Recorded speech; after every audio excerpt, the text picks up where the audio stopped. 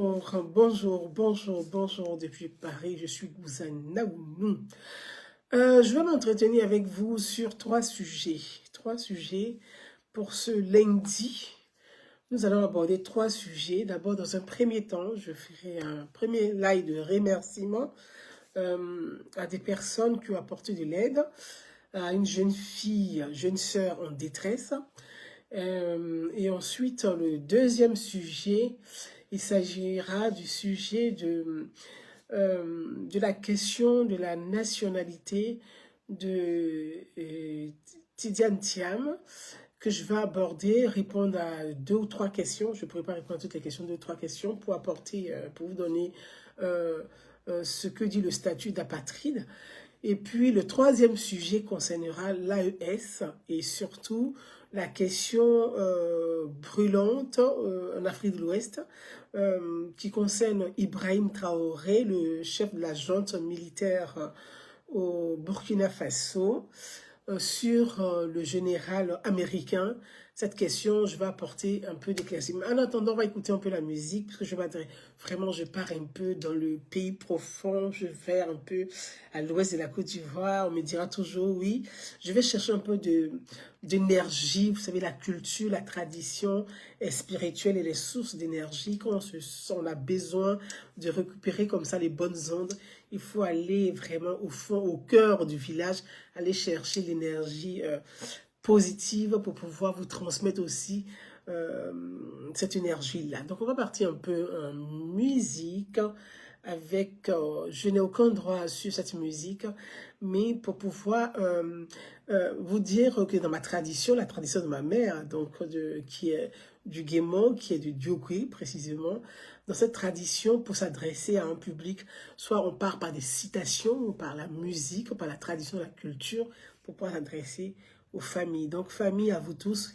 qui êtes connectés, je vous dis bonjour, Aoussé et bonne arrivée.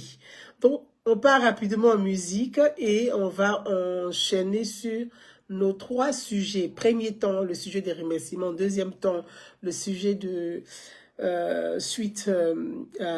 la question de M. Tidiane Thiam sur la question de la nationalité et ou du statut d'apatride, et ensuite sur l'AES. Donc, restez connectés rapidement en musique. Et puis, on enchaîne. Je regarde l'heure. Je ne vais pas trop traîner sur les lives. On va partir rapidement en musique. Je vous lis au fur et à mesure, mais je vous embrasse très fort. Guzan Naounou depuis Paris, la Yuga internationale. C'est moi. Restez connectés. Restez connectés. Qui me crie? Attendez, c'est...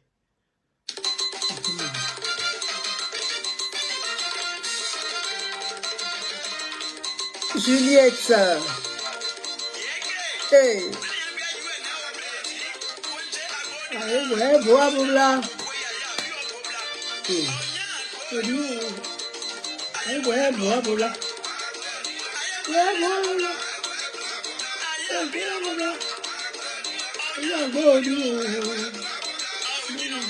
Audio bloqué. Dana ba dia ide. Ka kuni de. Gemo no posene, no posene. Gemo on vrai so. Ah, gemo no.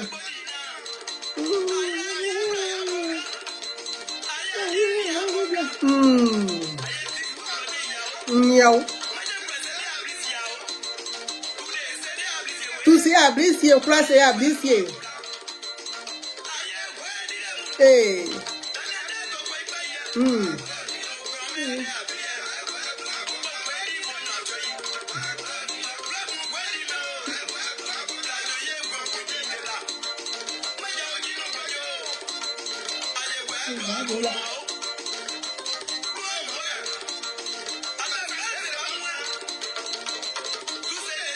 Tout c'est des il a bombli mondé. Mon grand il mène encore tous ans. Tout ça aussi les gars.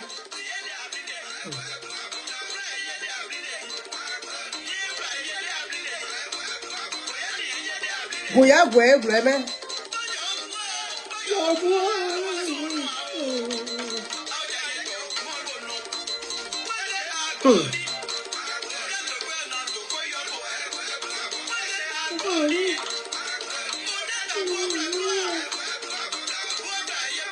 Timothée, mon frère, depuis la Suisse. Je te salue. Juliette. Ah, je salue Fakobli.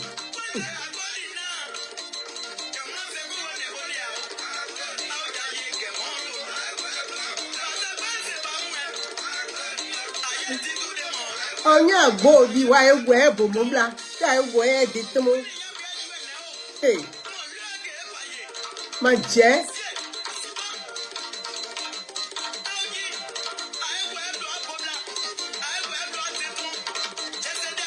Jess abliné nous pas manger boyi ennemi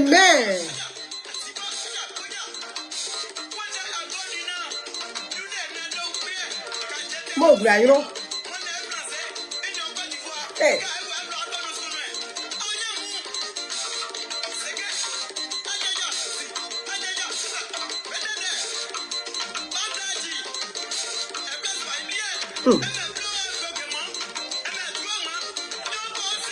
Maman, d'où, comment?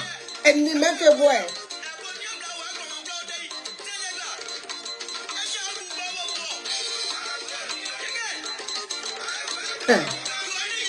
Oh, dis moi de que. Génial. Pode. Hello. Yo. What the you don't get the jabla. Yo.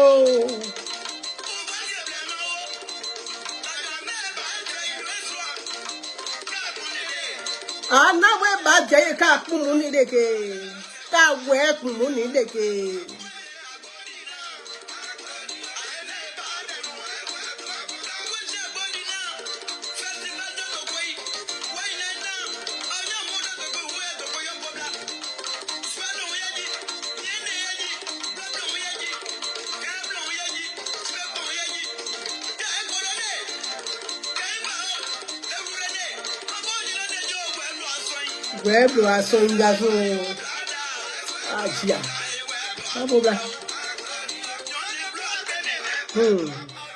Chers amis, rebonjour, j'avais besoin d'un peu d'inspiration, de culture, de bénédiction, Voilà, j'avais vraiment besoin.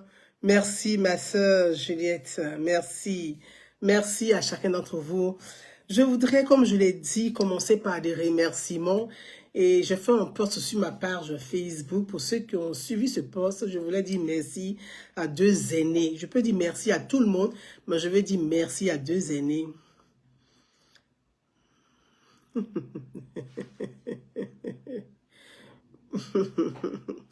Je veux dire merci à 2 aînés. Il s'agit d'une jeune sœur que je vais vous conter cette petite histoire, qui est une histoire, grande histoire à la fois, petite mais grande à la fois, une histoire humaine. Je vais vous conter cette histoire et vous dire de remercier aussi au passage nos 2 aînés qui ont apporté leur soutien à notre jeune sœur.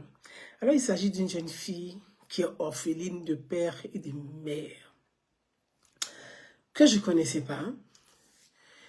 Et voyez, c'est l'histoire humaine. Pourquoi j'ai mis cette musique? Parce que c'est l'histoire humaine. Et cette histoire, je vais vous la conter parce que je la trouve formidable. Formidable parce que c'est un jeune Sénoufo, que j'appelle mon petit frère, affectueusement mon petit frère. Un jeune Sénoufo qui s'appelle Sekongo. Sekongo, qui est Sénoufo, et qui aime tellement le Guémon, la région du Guémon, qui est passionné de la région du Guémon, et qui connaît la région du Guémon, parce que je pense même qu'il a plus vécu dans le Guémon qu'au nord de Côte d'Ivoire. Et Sekongo fait partie de mon équipe dans le Guémon. Pour vous dire que nos actions ne sont pas des actions que communautaristes. Ce sont des actions humaines. Et puis mon jeune frère m'envoie un message. Il y a 4 ou 5 jours de cela, il m'envoie un message. Il me dit, présidente. D'abord, il essaie de me joindre. Il m'appelle. Je n'ai pas eu le temps de répondre. Et puis, il me laisse un premier message, présidente. Il y a urgence, je veux vous parler. Et j'étais très occupée. J'avais des séminaires, des forums. Donc, je n'ai pas eu le temps de répondre aussitôt et de lui envoyer un message en retour. Mais il sait que j'ai lu son message, parce que vous savez, les messages WhatsApp, quand vous avez un message WhatsApp, quand vous l'ouvrez, ça met un V en bleu. Et quand il y a un V bleu, ça veut dire que vous avez vu le message. Et donc, il sait que j'ai vu le message, je n'ai pas répondu. Et il me fait une petite note dans laquelle il explique la situation de la jeune fille.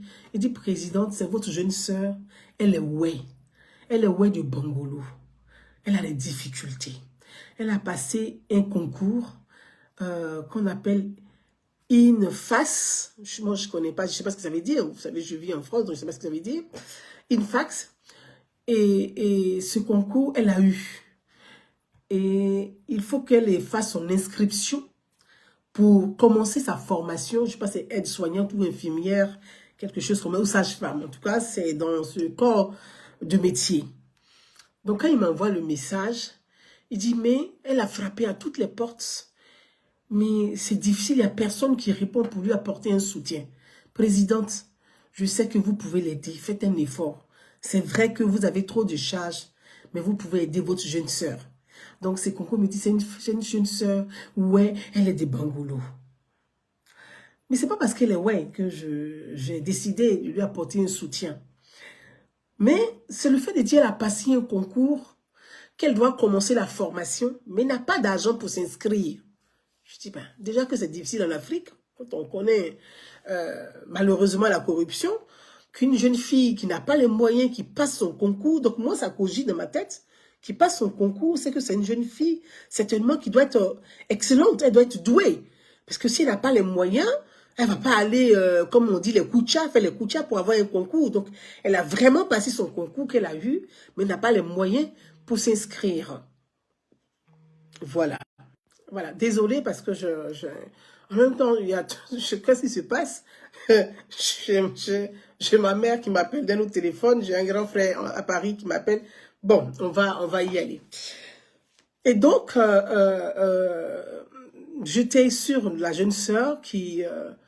et quand je vois le message, j'ai dit, bon, d'accord, donne-lui mon numéro qu'elle m'appelle. Automatiquement, je lui dis, donne-lui mon numéro qu'elle m'appelle. Et puis, par la suite, la jeune sœur m'appelle. Elle me laisse des messages, elle m'appelle. Puis, mais vraiment, elle est très insistante. Hein, elle appelle, puis elle laisse des messages vraiment... grande sœur, maman, j'ai besoin de ton soutien, aide-moi. Donc, elle laisse des messages. Je dis, bon, ok. Le lendemain, j'avais un forum. Donc, j'avais un forum, il fallait que je me repose et tout. Je suis allée au forum, je suis rentrée le soir, mais j'étais très, très, très fatiguée. Vous savez, moi, je marche de façon spirituelle. Tout ce que je fais, pour ceux qui me connaissent dans la vraie vie, pour moi, tout a une connexion. Si je ne ressens pas quelque chose, je ne vais pas le faire. Il ne faut même pas insister. Moi, tout ce que je fais, pour moi, c'est connecté. Si je n'ai pas la connexion spirituelle, là, si je ne sens pas quelque chose, je ne vais pas le faire.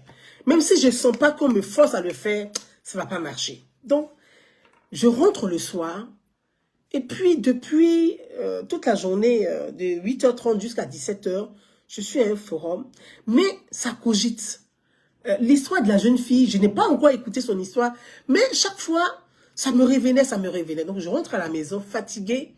Et puis, je pose le téléphone. Je dis, mais la jeune fille, là, lundi, demain, enfin, pas lundi, demain, c'est le 1er mai. Les Western Union sont fermés. Comment je vais faire pour aider la jeune fille? Donc, j'envoie un message à Sekongo. Je dis, mais ça coûte combien, sa formation et tout? Quel est le devis de sa formation? Il me fait le devis, il m'envoie le devis. J'ai dit, ok, mais là, demain, tout est fermé. Comment je vais faire en Western Union? Je prends le téléphone et puis la jeune fille me rappelle. Donc, quand elle m'appelle, Je décroche. Et puis, elle est en sanglots. La petite fille, elle pleure. Je dis, ah. Je dis, mais ça va? Elle me dit oui. Elle m'explique. J'ai eu le concours. J'ai passé le concours en ligne. J'ai fait l'inscription. J'ai passé le concours en ligne. J'ai eu le concours. J'ai payé ce qu'il fallait payer en ligne pour le concours. Mais j'ai eu le concours. On me dit qu'il faut payer physiquement. Donc, moi, je découvre. Je ne connais pas comment ça fonctionne en Côte d'Ivoire dans l'ensemble. Hein, comment l'administration fonctionne réellement. Moi, je ne connais pas tout. Donc, elle me dit, il faut payer.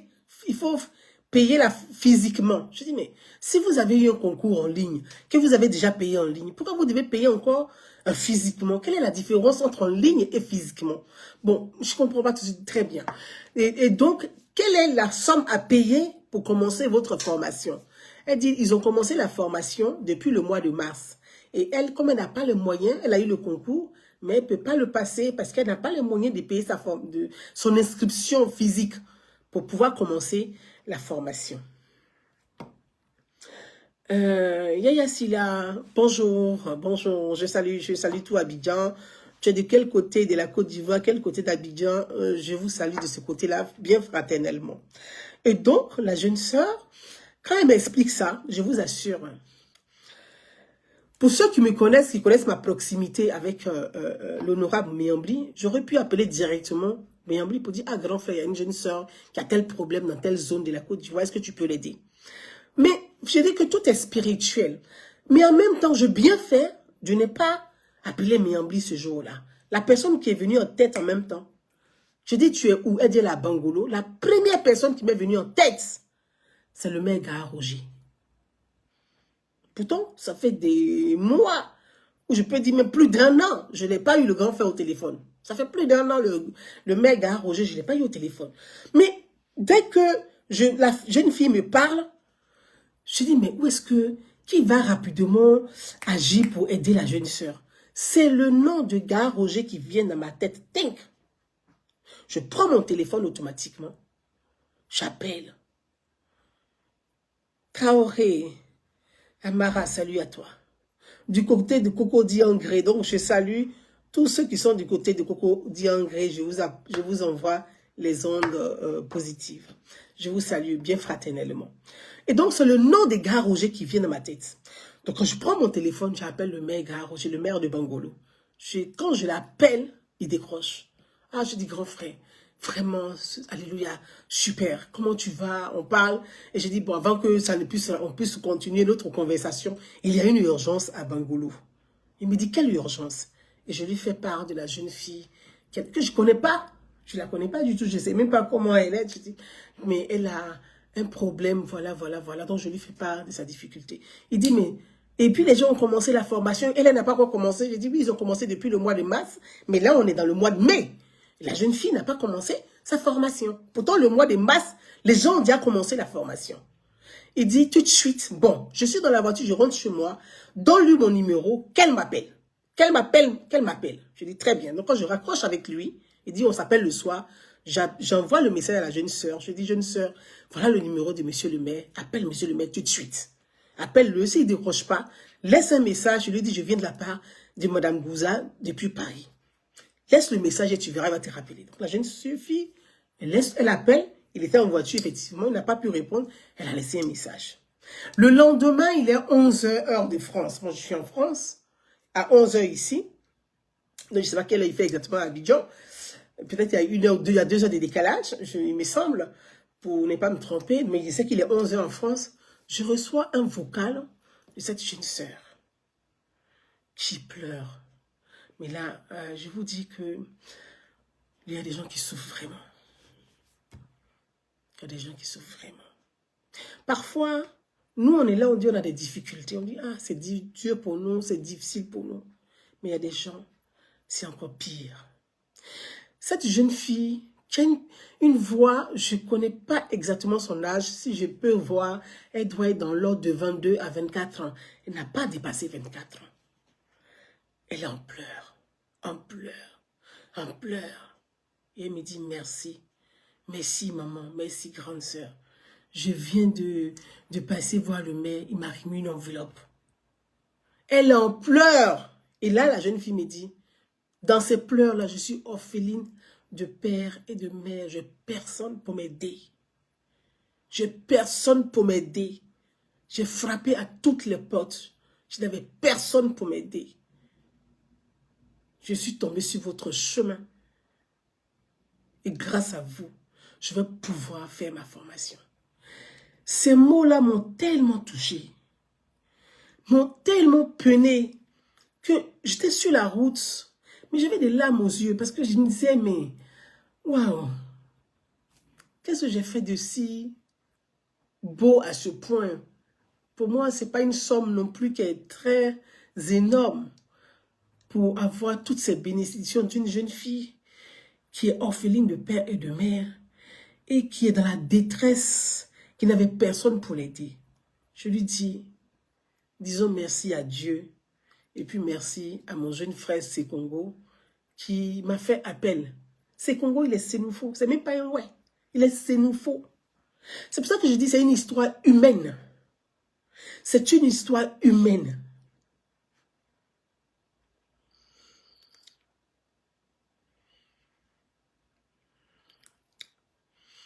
Banse, Demba Banse. Mais j'étais tellement touchée, j'en ai encore, c'est tellement émouvant, tu te dis, mais il y a des gens qui souffrent comme ça, mais si vous pouvez les aider, aidez-les quoi, en fait. Aidez-les, aidez-les.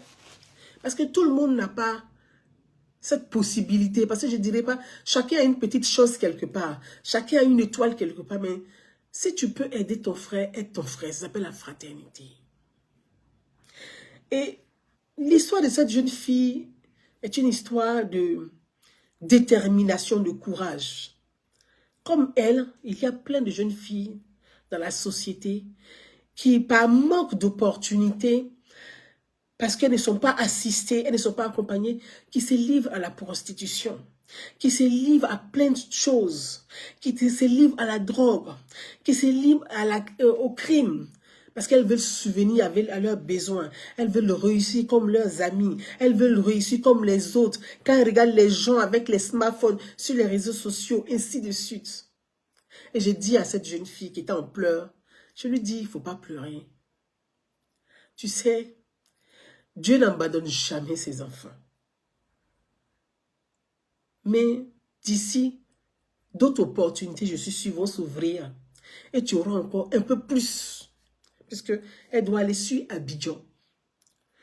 Se loger à Abidjan. Se nourrir à Abidjan. Quand elle finit de payer sa formation, il y a tout ce qui est autour de la formation qu'elle doit régler.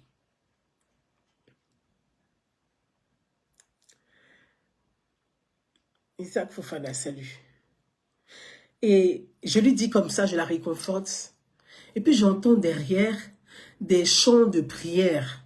Ça dit qu'elle allait voir le maire. Quand le maire lui a remis l'argent, elle allait prier directement. Elle s'est mise à prier. Je rentre à la maison. Je veux dire merci à monsieur le maire d'Arroger. Merci parce que de façon, c'est-à-dire spontanée. Il n'a pas hésité, c'est de façon spontanée. Il dit, je vais l'aider. Pour moi, c'est ça, la générosité. La générosité, ce n'est pas qu'on te supplie pour aider. C'est que ça soit spontané. Qu'on ne te demande pas. Et que, c'est-à-dire, de façon, c'est le cœur. Et le soir, je rentre à la maison, le soir, vers les 17h45 par là, mon téléphone, ma ligne directe sonne. Je décroche, c'est un de mes grands frères, le docteur Mathias Néan, qui m'appelle. Il m'appelle, allô petite soeur, je dis oui grand frère. Il dit, mais j'ai vu un poste. Mais la jeune fille, est-ce que tout est réglé? Je dis, il reste à tenue pour sa formation. Il dit, bon, donne-lui mon numéro. C'est moi qui règle la tenue. Vous voyez, j'ai dit que parfois, dans les moments de détresse, c'est ce qu'on appelle les anges. Il y a quelque chose, Dieu n'abandonne pas. Dieu n'abandonne pas son enfant qui est dans la détresse. Pourtant, je ne l'ai même pas appelé. Je ne lui ai rien dit. C'est le matin, quand je parle à la jeune sœur, je lui dis, tu verras. D'autres opportunités vont s'ouvrir et tu vas voir. Tout ce que je te souhaite, c'est la réussite. Ta réussite sera la plus belle des vengeances sur la vie et sur la misère. Et le soir, le docteur Mathias Nia m'appelle automatiquement.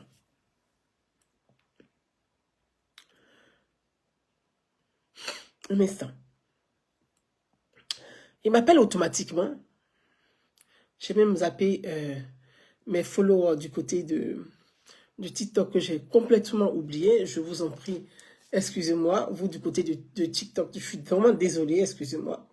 Voilà, je les ai zappés, donc je n'ai pas lancé. Et donc, quand il m'appelle automatiquement, il me dit, je vais régler le reste. Donne-lui mon numéro, je règle le reste. Et le grand frère, Mathias, le docteur Mathias Nia, les 10 minutes qui suivent, m'envoie une capture. Il fait un Orange Money à la jeune sœur. Elle m'envoie un autre message pour dire, maman, merci. Vous voyez, je veux du merci à ces deux grands hommes. Oui, pour moi, la grandeur d'un homme, c'est la facilité d'ouvrir la main, d'ouvrir le cœur, d'ouvrir grand les mains, d'aider ceux qui souffrent. Merci aux deux parce que j'ai sollicité le maire de Bangolo et Mathias est venu de façon spontanée, qui est un grand frère que je connais très bien, qui m'a vu grandir d'ailleurs. Et je veux lui dire merci. Je fais ce témoignage parce que pour moi c'est un témoignage. Vous voyez, j'aurais pu appeler, comme je l'ai dit, mon grand frère, pour tout le monde qui sait que j'ai une proximité avec lui, Évariste Miambi. Je ne l'ai pas fait. Et je pense que j'ai bien fait.